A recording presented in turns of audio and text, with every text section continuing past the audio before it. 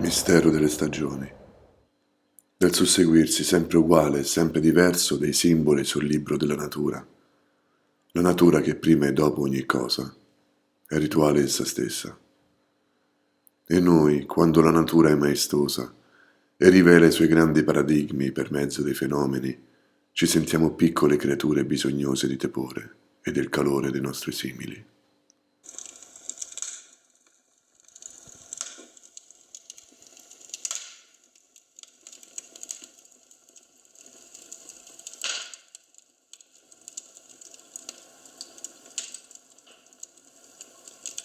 Per costituzione noi stessi simboleggiamo una ferita antica, uno strappo, un'orfanezza, un ricordo affettivo col principio creatore col quale non abbiamo più un contatto diretto, sebbene abbia soffiato spirito nella nostra carne.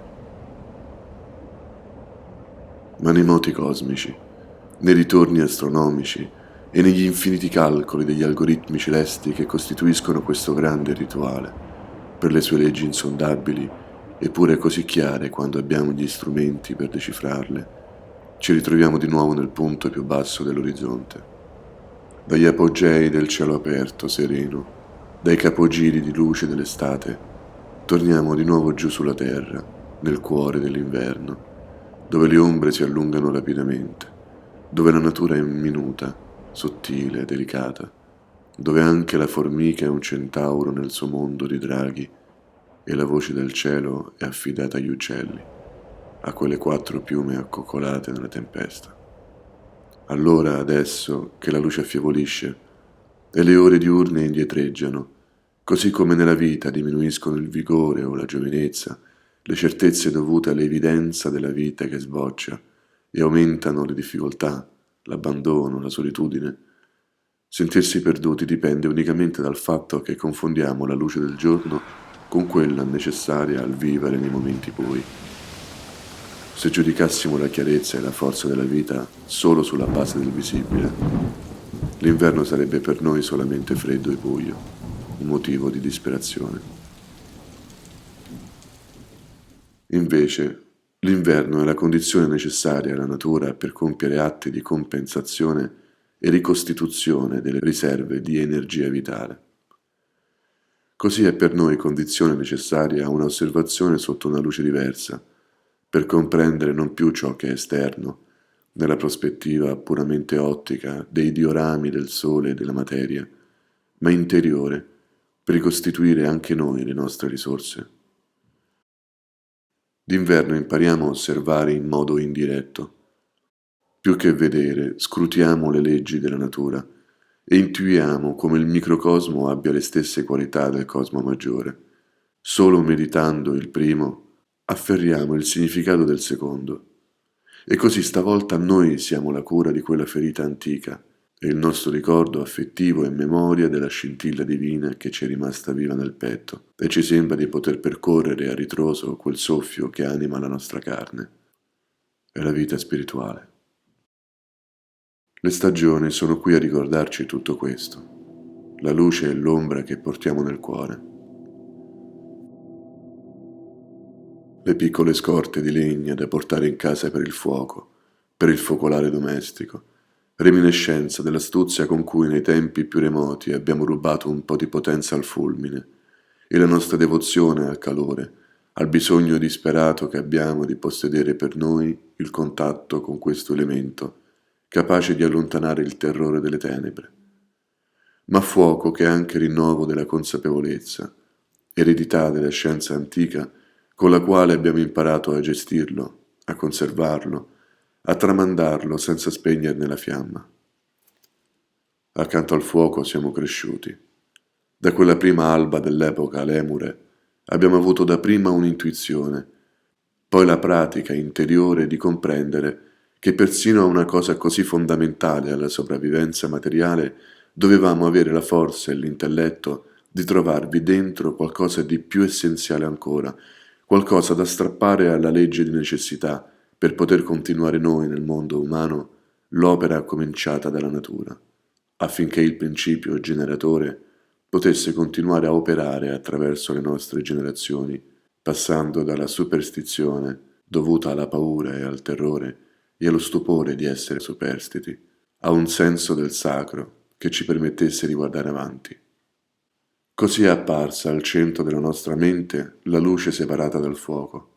Nelle mani portavamo e portiamo ancora oggi una fiamma, e nella mente la sua essenza, per generare altre cose essenziali, per costruire un mondo che sia all'altezza della nostra dignità. Con il solstizio d'inverno riviviamo questo antico mistero. Ora le cataratte del cielo sbiancano sul mondo. Le distanze nel paesaggio si misurano in diottrie perdute. Nel disappannarsi del respiro si acutizza il fiuto per le braci e per tutte le cose residuali.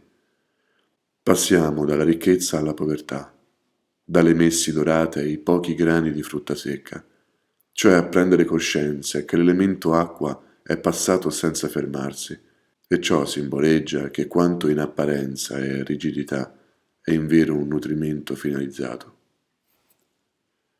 Che tutte le acque scorrono in autunno e in questa stagione si raccolgono e ghiacciano, affinché ovunque gettiamo lo sguardo noi possiamo trovare uno specchio.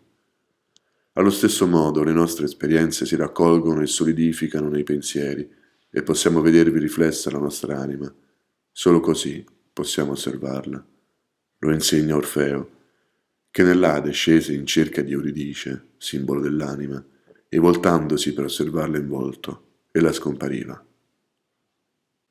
La neve caduta cancella l'eco dei nostri passi e un silenzio estatico ci segue dappresso, per donarci la solitudine necessaria all'introspezione, e questi e molti altri simboli sono inviti allo sguardo interiore per comprendere la vita passata e quella che ci aspetta.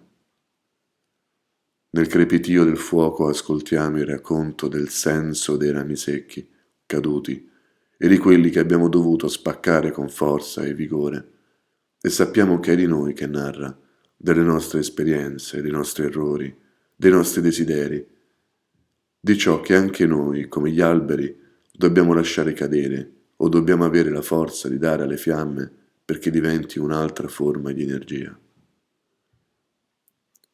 Chi ha voglia di ascoltare la voce del fuoco riceve il perché e il come non sia affatto vero il principio di non contraddizione, perché tra il fuoco e la cenere c'è un divenire che invade il tempo presente, ed è il nostro tempo, se troviamo finalmente consolazione nel non posticipare oltre la sofferenza che proviamo per le cose morte, né anticipare più la preoccupazione per quelle che sono ancora da venire, considerandole polvere prima ancora di averle vissute, e cominciamo invece ad accettare con rassegnazione e coraggio le metamorfosi a cui tutto a presto o tardi si assoggetta, perché simile al fuoco nella nostra casa di mattoni, ve n'è un altro superiore, ed è il tempo, quel fuoco speciale che ha per combustibile gli uomini e le pietre.